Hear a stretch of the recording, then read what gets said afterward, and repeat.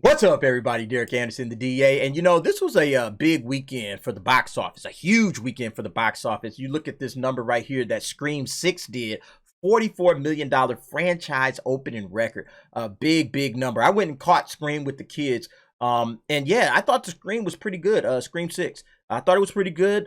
Solid movie from start to finish. Really eye-popping opener that made everybody go, whoa, what's happening here? And then as it got into the film, it just, stayed that course, steady, good, not great, okay? Not a great film, but a good film. I think I actually like Scream 5 a little bit better, but nevertheless, I enjoyed myself, had a good time. Me and the kids had a big discussion about it afterwards. So yeah, check it out if you get an opportunity. And then of course, Creed 3 still punching in 101 million domestically. Creed is doing absolutely phenomenal right now. And then if we check the overall numbers right here, you can see right now at $101 million, 179 million worldwide. So as you know, when it's about a $75 million budget, okay, it only needs around about 190 million to break even, okay? So it's right there about to break even, and then everything else is in the black. So Creed's doing great, all right? Scream got started out to a good start. What about Ant-Man?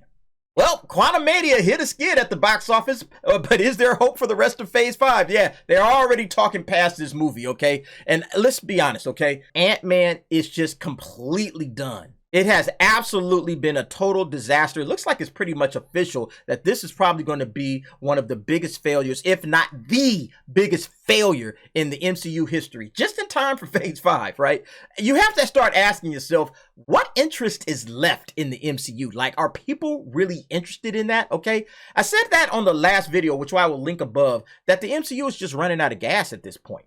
Like, the MCU is just not what it was, okay? It's running out of gas. People don't care. We actually have the proof from this particular box office that you just can't put something out there, slap Marvel Studios on it, slap MCU on it, and everything's going to be all right. That's not the way this is working anymore, okay? People are absolutely checking out of the MCU.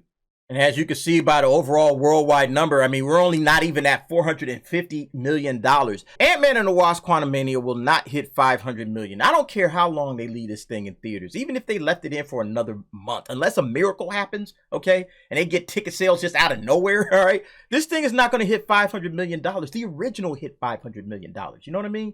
Like the original hit 500, all right? Ant-Man and the Wasp cracked 600. This thing isn't even going to come close to both of those with higher ticket prices, all right? And the biggest opening in Ant-Man's history and all that. It's not even going to crack the first film.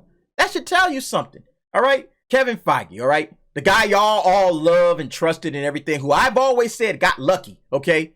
This cat sold his soul on the altar of woke Hollywood, all right? All right? And this is what he got out of it, all right? He thought that all these fake people on Twitter would come out and support this nonsense. They don't, okay? That's where you messed up, Kevin. That's where you messed up. You see, virtue signaling does not equal into tickets sold, all right? So you can't sell tickets, and they certainly don't do anything for repeat viewings, all right?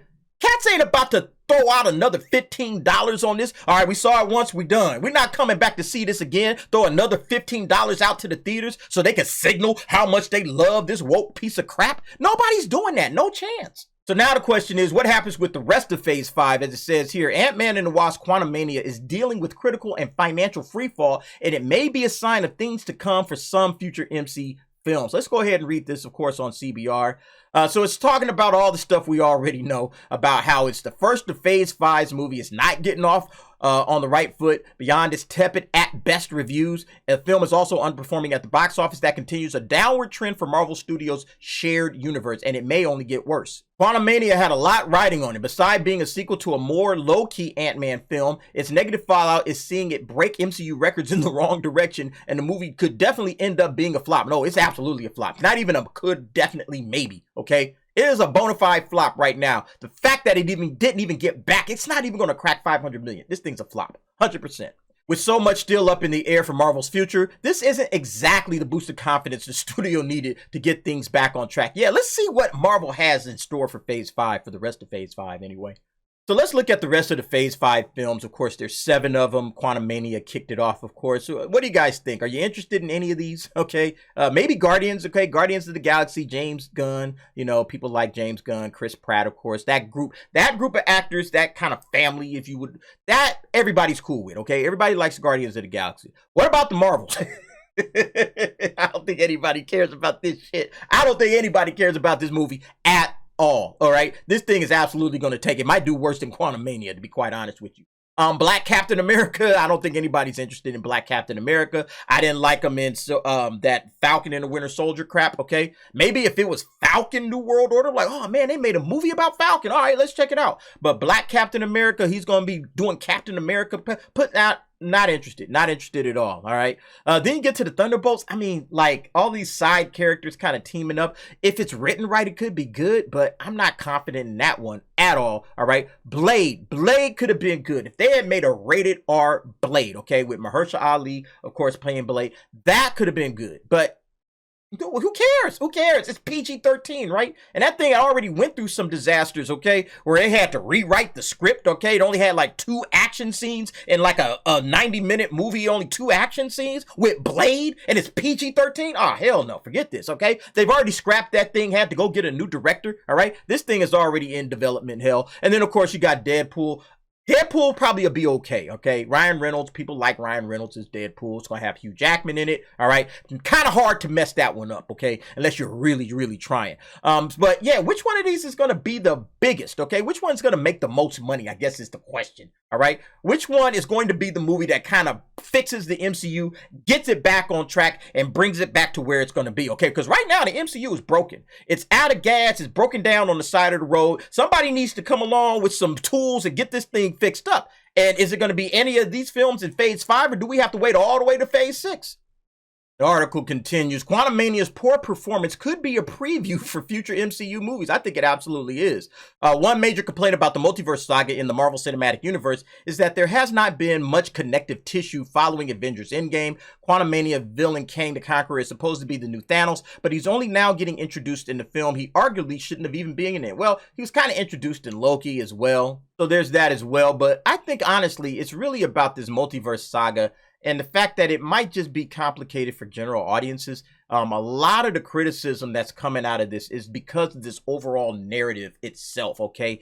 Number one, it's just plain bad. But then number two, it's just kind of too much into the weeds, all right? How much do people really care about the multiverse itself? I heard somebody making this comment. You threw away the entirety of like the Infinity Saga in Loki when you had like those Infinity Stones and they're, oh, these things are just paperweights and, you know, whatever. It's like it just completely took away from everything that we had just gone through the first 3 phases of the MCU. It made everything kind of feel like a joke. So I know a couple of cats that I talked to just kind of checked out at that point. They're like, yeah, the rest of this is dumb. That is my Marvel. I don't care about the rest of this stuff. I'll see a movie here and there if I get bored. But overall, like, I think when they did that whole Infinity Stone gag in Loki, I think that's just where everybody just kind of tuned out. And that was like the second thing in Phase 4 that came out. People were just like, nah, this is dumb. I'm out. And when coupled with the script and special effects issues plaguing the movie, it's no wonder that even some diehard MCU fans are giving the flick a tepid reception. That's showing up now at the box office as it's part of an unfortunate decrease in interest in the shared universe. Yeah, nobody really is here for this anymore. And I think that is altogether Kevin Feige's problem, okay? He blew it. The only recent MCU movie to perform at the same level or above its predecessors is Spider-Man No Way Home, the only Phase 4 film to make $1 billion or more. Doctor Strange and Multiverse of Madness didn't do it, neither did Thor Love and Thunder. Yeah, all of that stuff was bad all the way around. Many of these films featured fan-favorite heroes who had been seen since the earliest moments of the MCU. If their and Ant-Man's adventures aren't drawing crowds anymore, they're not. It could spell doom for what Marvel Studios plans next. Yeah, I think, again, it just comes down to individual filmmakers. I don't think it's necessarily about the fact, oh, people don't want to go see Ant-Man or Thor or Doctor Strange. It's the fact that those movies were written and directed by people that probably shouldn't have been writing and directing Marvel movies at all, okay? You know, Sam Raimi aside, you guys know Sam Raimi's my guy. I think he did a good job directing kind of a joke of a script, but I enjoy, you know, what Sam Raimi did with it. Guardians of the Galaxy Volume 3 is likely a lock in terms of being a success, exactly, because of James Gunn, because of that family, like I just said. Unfortunately, the deck is stacked against the recently delayed Marvels. That thing is absolutely going to be a complete disaster. Likewise, it remains how some of the mantle swaps will play out. They're not going to play out, okay? Captain America New World Order featuring Sam Wilson as the new Cap is going to tank, okay? Nobody wants this character. They liked him as Falcon. He should have stayed as Falcon. Oh, let's see the new Black Cap. Nah, we're not interested in that. All the while, fans have clamored for the X-Men to be introduced. with the mutants and Spider-Man being perhaps the only Marvel properties that still grab instant attention. Look, I said it and you guys have heard it and they're saying it. They should have did X-Men and the Fantastic Four ASAP, as soon as possible. I have said this too many times to count, and this is absolutely, in my opinion, one of the biggest strategic blunders for Feige and Marvel at all, okay? We're like, I don't know, what are we, like 8 films into like the post-Infinity War saga or whatever, the post-Infinity War era? We're 8 films in, all right? And what do we have? And we got another 6 to go, okay?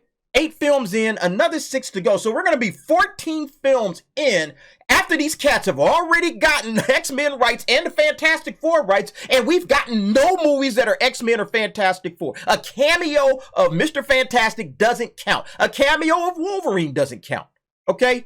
It's absolutely ridiculous. It's the biggest strategic blunder this guy made. He should have got him in immediately, okay? I would have been 5th, 6th film. Hey, we got the X-Men. Here they go, okay? He should have started having that thing. The script should have been ready to go the moment they had the rights to make it. And then I would have fast-tracked that thing, okay? Because he knew the Infinity Saga was coming to an end. He knew that this was going to be what he had left in the tank. He should have got that stuff going.